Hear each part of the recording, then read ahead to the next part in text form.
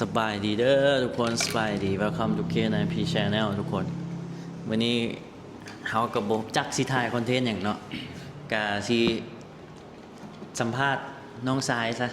เพราะว่ากบกับบ่ฮู้เนาะเฮาบ่ได้เฮ็ดเวียกประจำเด้ตัวเฮ็ดเวียกประจำบ่ แม่น บ่ ๆเฮ็ดเวียกประจำ อันนี้เมฆเนาะเฮ็ดเวียกอยู่หลวงพระบางทุกคนกบก็เลยสงสัยว่าอยากฮู้ว่าปัจจุบันนี่รายจ่ายคันคนลาวเนาะตัวเฮ็ดเวียกประจำเลยจันทร์หาสุกร์เลย แม่น เฮ็ดหยังล่ะ เฮ็ดเป็นสร้างไฟครับ เป็นสร้างไฟ เฮ็ดแอร์ เฮ็ดแอร์ให้กับพวก บริษัทก็ถือว่าเป็นพนักงานประจำเนาะมึงก็เป็นตากล้องมึงก็จับตัวนั้น ถือว่าเป็นงานเอาเห็นสองคนตัวถือว่าเป็นงานประจำเนาะเฮาตัวเฮ็ดโดนแล้วอ่ะ ปีปลายเฮ็ด ซิว ปีปลาย ซิวๆเนาะล้มกันแบบ ตั้งแต่เห็นจบมาครับปีปลาย ตัวเฮียนี่หยังไฟฟ้า ไฟฟ้า เฮียนไฟฟ้าเนาะทุกคนซิวๆล้มกันกูกับบ่ฮู้มันข้อมูลมึงดนเลย ถือว่าอัปเดต อัปเดตเนาะอันนี้เป็นน้องชายที่ว่าอยู่หลวงพระบางทุกคนอยู่ยกขึ้นอีกน้อยหนึงอยู่อันหลวงพระบางที่ว่าเป็น LPB Gangs กะตัวเฮ็ดตัวเฮียนจบแล้วก็เฮ็ดเวียก แม่นเห็นจบแล้วก็เฮ็ดเวียกเลย คืออ้ายอยากฮู้นี่ ทุกมื้อนี่ ตัวว่าเดือนหนึ่งใช้จ่ายอยู่ในหลวงพระบาง ต้องมีเงินเท่าใดจึงพอจ่าย ตามที่อยู่คนเดียวก็ประมาณ เริ่มต้นนะเพื่อนต้องหมื่นต้องมีหมื่นอัพ หมื่นหนึ่งหมื่นอัพหมื่นหนึ่งกับ6 ล้าน6 ล้านปลายเกือบ7 ล้าน เพราะว่าเฮาอยู่คนได้เซาอันเหือนอยู่เด้ อืม แต่ว่าคันถ้าคนมีเหือนมีบ้านยังอยู่หั่นก็น่าจะพออยู่ น่าจะพอ ประมาณ10,000 หมื่นหนึ่งเนาะหมื่นกีบทุก แต่ คน ละเดือน ไม่หมื่นกีบ หมื่นบาท หมื่นบาท 10,000 บาท ดีไม่กับอันนั้นมุกอยู่เด้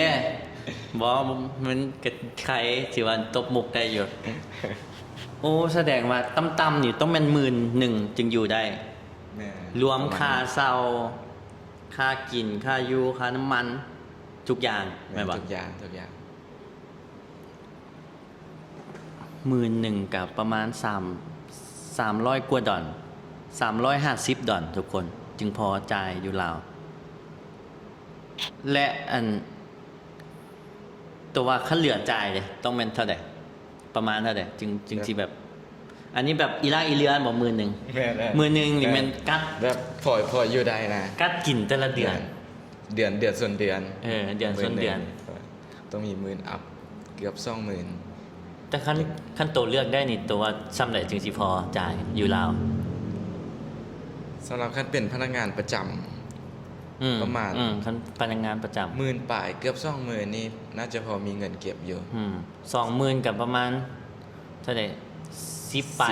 12 ล้าน 12 ล้านทุกคน 13 ล้าน 13 ล้านกับ2 4 6 8 10 12กับประมาณ600 ดอล เนี่ย จึงพอ เพราะว่าสำหรับคนที่แบบบ่มีบ้านอยู่ในโรงพยาบาล เพราะว่ามันต้องเซาเด้ อยู่บ่อนอื่นเรามาเฮ็ดเวียกหั่น อืม มันมีค่าเซาเหือนค่าอยู่ค่ากินอย่างใด มีอย่างอยากบอกบอนกับหัวหน้าให้คืนเงินบ่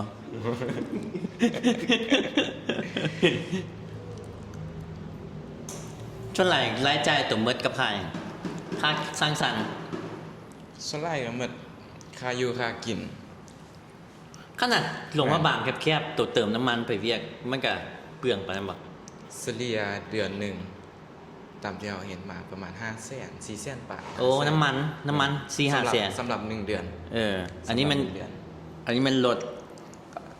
รถเวฟธรรมดานี่นะ ป้าเงินเดือนสู่เดือนส่วนเดือนแล้วบัดนี้คันอยากได้รถใหม่นี่ป้าสิเก็บเงินจักปีตกคิดว่าจักปีกะบ่ น่าจะดนอยู่เพราะว่าเรือแต่ละเดือนนั้นบ่ได้เรือหลายอะหมื่นเงินเดือน10,000นี่ เรือประมาณ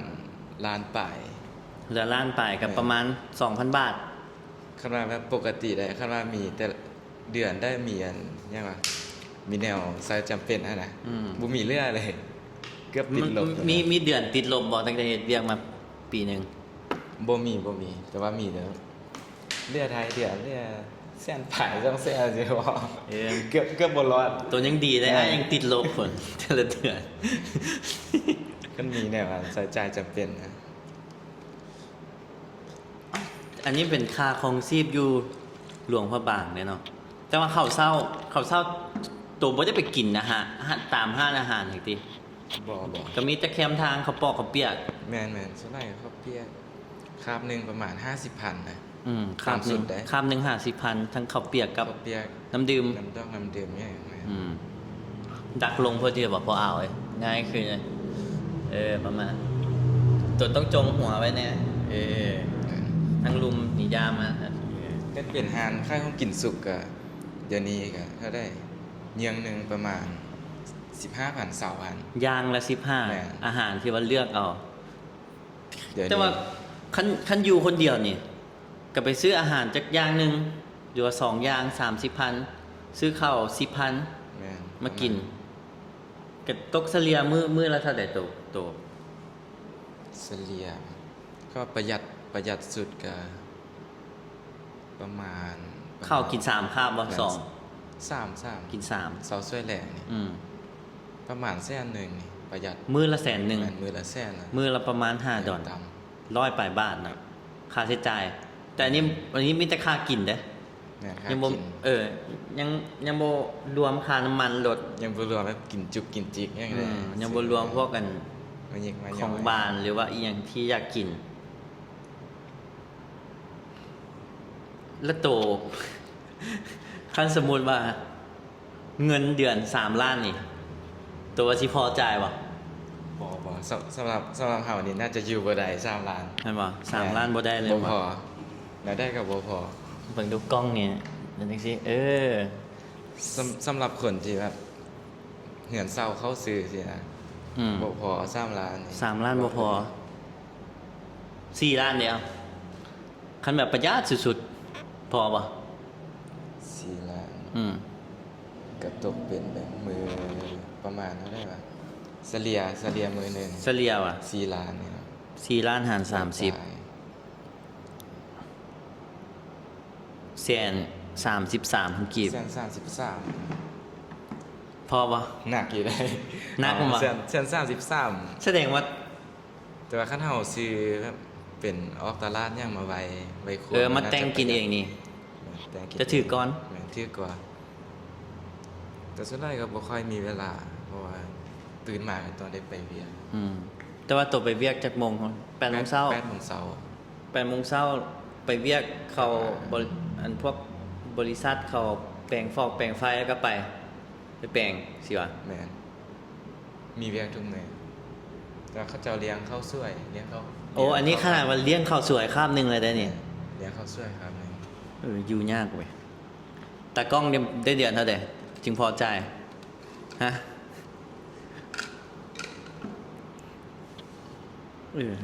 คัน5ล้านดิ5ล้านได้บ่ สำหรับคนประหยัดแท้ๆก็น่าจะได้อยู่ อันนี้ขนาดอยู่หลวงพระบางเด้ค่าห้องตัวแพงบ่เดือนเท่าไหร่ค่าห้อง เดือนเอาห้านแบบ เอาไล่เป็นนั่นนะวะเป็นบ้านวะ บ่เป็นปี โอ้เป็นปี เอาเซาเป็นปี แล้วอันนี้เศร้าเป็นหลังอยู่เด้อยู่กับหมู่ตัวห่างกันมันตกคนละเท่าไหร่ ตกเดือนละ6แสน7แสน เดือนละ1,000 บาท แม่นเดือนละพัน ถือว่าฮักไปแหละ สำหรับ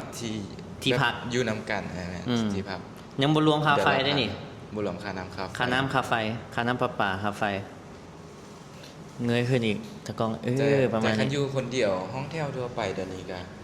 8,500,000 พันปลายเป็นห้ คั อน งห้องพัดลมยังเสีย พันกว่า ตอนนั้นไอ้เศร้าห้องไม่ไม่หันห้อง500,000 เดี๋ยวนี้มันน่าจะเป็นล้านกว่าแล้วมองอายุ น่าจะล้านปลาย ค่าเศร้าไปประมาณ1,000ปลาย ราคานี่ครับห้องแคบๆเลยนะน้อยๆพออยู่ บ่มีออกบ่มีแอร์อย่างนี้เด้ แอร์บ่มีแยก มีแต่ห้องเปล่า เป็นแบบห้องโล่งๆเลยนะบ่มีขั้นห้องนอนเนี่ยเข้าไปแล้วเป็นห้องนอนจะมีห้องน้ ๆ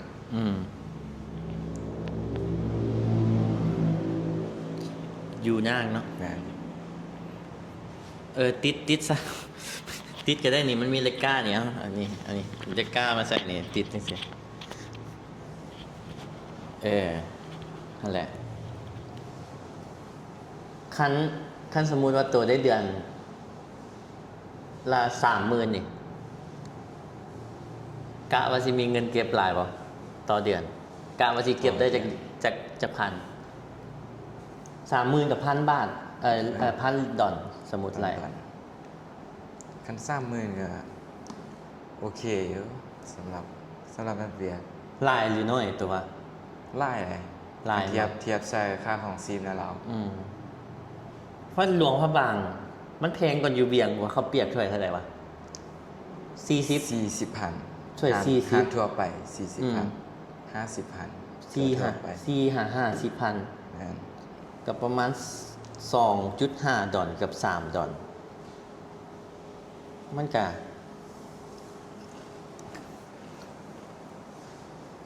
อยู่ยากเนาะอยู่ยากกว่าตัว ยากแต่สำหรับคนประหยัดแบบซื้อหยังมาไว้ก็เขาก็พออยู่ได้นั่นแหละตาม รายจ่ายหลายสุดแต่ละเดือนจ่ายค่าอย่างค่ากินนี่บ่ ค่ากินนะ ยังบ่รวมมันมีผู้สาวเด้มีผู้สาว หนึ่งๆ เลี้ยง คน ผู้ เดียว สาวอีก ขนาดบ่ได้แบบกินเหล้ากินเบียร์หยังไร อันนี้ขนาดว่ายังบ่ได้ว่าไป เข้าสังคมหยังไร เข้าสังคมไปปาร์ตี้ไป แม่น ไปกินเบียร์นะไปสร้างสรรค์นะไปสร้างสรรค์แต่ละเทื่อก็คนละ30-40นะบ่มื้อหนึงพวกโตกินนะ เนี่ย ประมาณ ลายสุดก็60เนาะเอา100 บาทซะ คันไปหานเบียร์นี่หมดหลายได้ ไปห้านเบียร์ก็เทื่อหนึงเบิด 500ประมาณ500 300,000 ห้านกัน200,000ปลาย300,000ก็มาห้านกัน ตัวก็ยังคิดว่าตัวสิมีอันเฮือนขี่ว่า มีเฮือนอยู่บ่แบบในยุคนี้เนี่ยอยากฮู้ว่าเขาแบบ มันทุกอย่างมันก็ยากอยู่ยาก เงินเดือนมันก็อันนั้นเงินเฟ้ออีหยังก็แพง ในหัวตัวตอนนี้อนาคตแบบมีบ่คิดว่าก็อยากท่อนแปลงเฮือนสิมีแต่ว่ามันอาจจะอยู่ไกลแฮง แม่นอาจจะใช้เวลาแบบโคตรดนนะ ใช่ไหม กว่าอีได้ สมมุติซื้อรถจักรใหม่ตัวกะว่าจักปี เดี๋ยวนี้ก็ขันแล้วได้เวฟธรรมดานี่ฮะ40ปลายล้านมา 40ปลาย 40ปลาย50ปลายล้าน ต้องห้าเงินเพิ่นแหละ4-5 ปี6 ปีมันยังสิได้ มันอยู่ยาก คัน เลย เทียบ เนาะ ซื้อดินซื้อเฮือนนี่ โอ้ยังสิแบบแห้งไก่เลยเนาะ เหมือนแพงไก่จะสิเป็นไปบ่ได้นะเงินเดือนซ้ำนี้ อยู่ยาก ว่ารายจ่ายแต่ละเดือนก็บ่ได้เหลือหลายนะคันบ่ประหยัดแท้ แต่โตกับประหยัดสุดๆเลยตี้นี่มันจึงเงิน ๆก็คำว่าประหยัดกับบ่ประหยัดแม่ของก็ใช้ปกตินะบ่ได้อดอันนั้นหลาย อยากกินหยังก็ซื้อ ยากกินหยังก็ซื้อ อันนี้มันขนาดว่ารถจักรเนาะทุกคนคันสมมุติว่ามีรถใหญ่และขี่รถใหญ่บัดนี้ตัวว่า10,000นี่พอบ่ บ่พอสำหรับสมมุติอนาคตไปนี่มีลูกมีเมียมีครอบครัวจังซี่ อยากได้ก็อยู่บ่ได้เงินเดือนซ้ำนี่นะ คันมีลูกอีกแห่งคานมคาย ค่าเพิดค่าน้ำนมค่าอย่างนี้ แต่คันหา ภระเพิ่มขึ้น หากัน2ผัวเมียตัวที่พอบ่ตัวเดือนละ10,000คนละ10,000สมมุติเมียก็10,000ได้เงินเดือนละ10,000ผัวก็10,000แต่มีลูกบัดนี้ คันว่าเฉพาะแต่เงินเดือนเฮาว่าบ่พออยากได้ก็บ่พอต้องได้เฮ็ดเวียกเสริมอีก สุดตัวว่าเท่าใดจึงพออันนี้เฮาถามความคิดเห็นสิ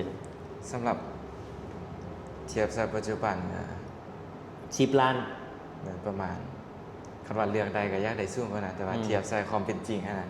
10 ล้านบ่ ประมาณ10 ล้านนี่ก็พออยู่ได้แบบบ่ได้อดได้ยากหยังหลาย 10 ล้าน พอมีเงินเก็บ 10 ล้านจึงพอกับประมาณ10 ล้านกับ10,000ปลายเนาะ10,000เท่าไหร่15,000บ่ ประมาณ 15,000 ประมาณ10,000ปลาย15,000มันบ่ เท่าไหร่ หมื่น 13,000 หมื่นกับ300ปลาย10 ล้าน เอามันลมจังซี่นี่เฮาจึงเข้าใจเลยว่าเป็นอย่างคนลาวจึงไปเฮ็ดเวียกอยู่ไทยเนาะเขาไปสตาร์ทขนาดเด็กเสิร์ฟเขาก็ยังหมื่นปลายแหละ แม่นะแต่ว่ามาเทียบเฮาเป็น แต่อยู่พุ่นคันหมื่นปลายแต่จ่ายอยู่พุ่นมันก็เดือนส้นเดือนคือกัน แม่น เพราะค่าเช่าห้อง ค่าเช่ามันแพงนะอยู่โรงพยาบาลค่าเช่าแพง เป็นหลวงพระบางก็เป็นเมืองท่องเที่ยวอีกคนมันก็ไปอยู่หลายคือกันนะทุกคน มีแต่ว่านี่แหละ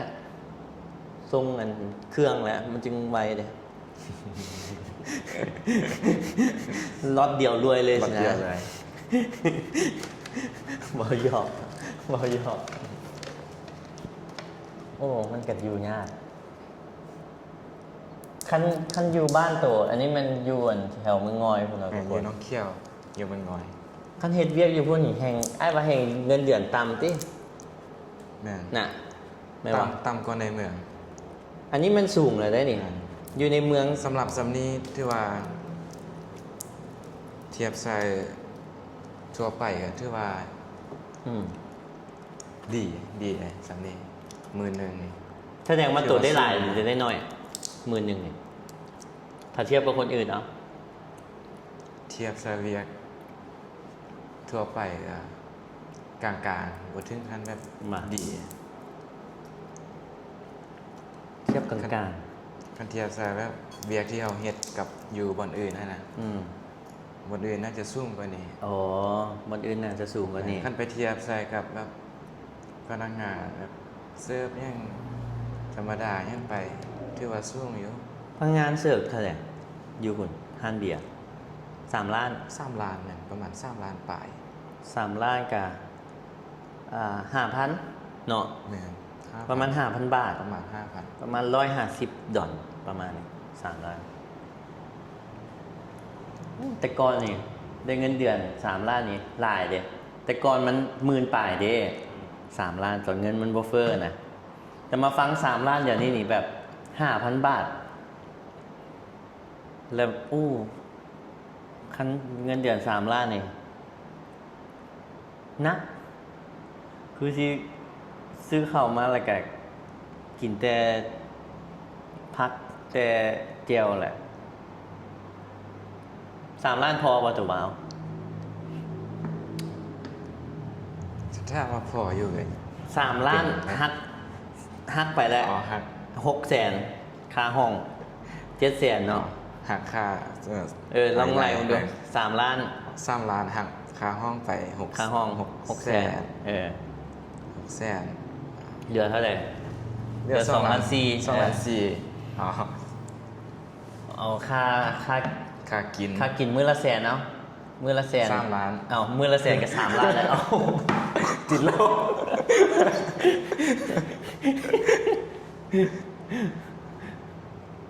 มันก็ สำหรับ ยากไง คนประหยัดก็ได้ประมาณมือ50,000 60,000ค่ากินเนี่ย สมมุติมื้อ60 60คูณ30ลบล้าน8เอา เมื่อกี้เรื่อง2 ล้าน4 2 ล้าน4ลบล้าน8 4แสนลบให้ล้าน8 เหลือเท่าไหร่ เหลือ6แสน เหลือ600,000 อย่างค่าน้ำมันลด พอดีค่าน้ำมันลดเลย นะครับ 600,000แสดงว่า อย่างค่าเน็ต บ่ต้องเฮ็ดอย่างแหละ บ่อันนี้แบบคลิปนี้เฮาอ้ายสงสัยอีหลี เพราะว่าอ้ายเฮ็ด YouTube มันจะได้เป็นดอลเด้มันจะได้เป็นดอลลาร์อย่างน้อยก็ค่าเงินมันก็ยังโอเคนะมันก็บ่ได้แบบว่านั้นแต่ค่าครองชีพอยู่ลาวมันต้องจ่ายเป็นกีบเด้เฮาได้ดอลลาร์มาเฮาก็ไปแลกเป็นกีบจ่าย และเฮาก็บ่เคยฮู้ว่าปัจจุบันนี่คันคนเฮ็ดเวียกตัวไปนี่เขาเงินเดือนเขาอยู่เรทเท่าใดพอเฮายังจื้อภาพจำแต่สมัยอ้ายยังแม่น2 ล้านสินะ 2 ล้าน 3 ล้านสินะ ถือว่าไล่ ในยุคนั้นนะ แต่ก่ เขา อน หมายในยุคนั้น ตะกี้ถือว่าไล่2-3 ล้าน แต่ก่อนนี่เงินต้องแม่นประมาณ12,000หา15,000เงินเดือน ถ้าแม่นอันเอกชนแหละแต่ตอนนี้ก็ยังเป็น10,000 บาทอยู่ก็ถือว่า แบบมันก็ซ้ำเก่าหั่นแหละเทียบกับตะกี้11,000ก็เลทเท่าไหร่3 ล้าน 3 ล้านแต่ก่อน 3 ล้าน แต่ก่อน10,000ก็3 ล้านสิ เดี๋ยวนี้ก็ได้6 ล้าน โอ้โอ้มันก็สูงขึ้นเด้จาก3 ล้านเป็น6 ล้าน ที่แท้ไล่เป็นเงินไทยก็ซ้ำเก่า 39แม่นเป็นป้านี่39มีแต่เลียนเงินเพิ่มขึ้น มิตรเลทอันนั้นซื่อๆเงินกีบเฮาเฟอร์ดิเอ้ามีแต่สู้ๆไปน้ำกันเลยแล้วครับท้ายก็สู้คือกันอยู่ แต่ส่วนหลายพวกที่เฮ็ดอันเสิร์ฟหยังเขาจะกินอยู่น้ำหานเลย กินอยู่น้ำห้านพักน้ำห้าน มีที่ เขาก็เลยพอ มีให้ จ่ายเห็นบ่ แม่ เดือน3 ล้าน ค่าเน็ตกับแสนปลายและต่อเดือน ข้างนอกบ่กินอยู่หั่นมันก็บ่มีค่าน้ำมัน อืม บ่มีค่าเช่าแล้วก็บ่มีค่าอาหารเนี่ย อืม มันก็หลุดไป เขาเจ้าก็อยู่ได้ตามอันนั้นนั่นแหละ อันนี้มันนั่นอยู่หลวงพระบางนะทุกคน เดี๋ยวมื้ออื่นก็ที่ถามมัน เจ้าของห้างนี่ก่อนมันอยู่เวียงมันต้องมาจ่ายเดือนประมาณเท่าไหร่จึงพอจ่าย สรุปว่าอันนี้น้องชายน้องหักกบนี่อยู่หลวงพระบาง ต้องแม่น10,000นี่กะคันแม่นน้ำที่ท่วมกระดังอยู่เนี่ยน้ำที่ท่วมที่ทุกใครจ่ายอยู่ เริ่มลุกยกมือแล้วนะ คันสมมติได้10 ล้านเนี่ย เริ่มความช่วยเหลือ 10 ล้านเนี่ยน้ำมันลงสำเร็จสมมติว่าอันนี้10,000 10 ล้านเนี่ย ประมาณ ลงมา ประมาณซ้ำนี่คัน10 ล้านกันพอหายใจได้อยู่คันซาวดิคันซาว สาวนี่ น้ำมันสิลงสำเร็จ ลงไอ้นี่ เดี๋ยวแอล เดี๋ยวแอลเดี๋ยวแอล คัน30นี่ก็ที่อยู่ขอบตีนนี่แหละ คัน3 ล้านนี่เห็นแต่มือ 3 ล้านนี่เป็นน้ำท่วมกายเลยเห็นแต่มือแก้ว มือเกาะ ไอ้ว่า3 ล้านนี่น่าจะอยู่ลุมนี่แหละว่าเห็นมือไอ้ว่าอีหลีบ่พอจ่ายดอก3 ล้านบ่พอจ่าย สำหรับเวียกคันว่าเงินเดือนสูงรายจ่ายเฮาก็ตอน ก็สูงตาม เงินสูงไปตาม เพราะว่าคันเงินเดือนเขาสูงเขาก็กินตัวดีเด้ นะ เขาก็กินตัวแพงตัว เทียบกับหน้าเวียก็ต้องแบบเมื่อยไล่ขึ้น อืม ให้เงินเดือนสูง อันนี้ขนาดวันยัง ตัวยังบ่รวมค่าซื้อเครื่องนุงซื้อเครื่องอหย่างโอ้ยากครับเป็นคนตายจะให้มันเลี้ยวซะจบ พอหยอกเนาะยังบ่ตายก็สู้ต่อไปนะทุกคนเนาะ มันเก็บเงินไปเที่ยวนี่ค่าเงิน3 ปีใช้ชีวิต3 มื้อ ไปเที่ยวหมดเลย อันนี้ขนาดยังบ่ไปเที่ยวได้นี่ถ้าไปเที่ยวอีกนี่แฮงติดลบเลยดิบ่ แม่นเก็บเงิน2-3 ปีนี่ไปเที่ยวบ้านหนึงหมดกลับมาหาเงินใหม่นับสูนใหม่ คือกันนี่แหละอ้ายกับตัวแต่อ้ายไปใช้ชีวิตปกหลายกลับมาใส่หนี้ตัว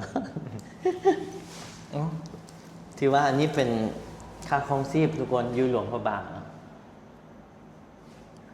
10,000ถือว่าอีลากอีเรือเนาะแบบ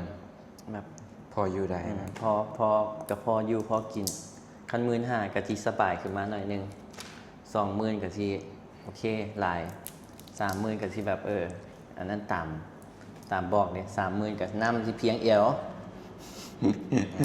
คันเดือนได้มีแบบแนวจำเป็นสิเจ็บป่วยจังซี่ถือว่าบ่มีเงินเก็บเลยเด้ เบิดเลยเนาะติดลบเลย ถือว่าติดเลย เดือนส้นเดือนเนาะ10,000 เดือนส้น ว่า เดือน ง่ายๆเดือนส้นเดือนเนาะ เดือนส่วนเดือน สู้ไปเอ้าเจอกันใหม่คลิปหน้าทุกคนบ๊ายบายเดี๋ยวเขาสิสัมภาษณ์ตากล้องน้องมันต่อไป บ๊ายบายเลยทุกคนบ๊ายบาย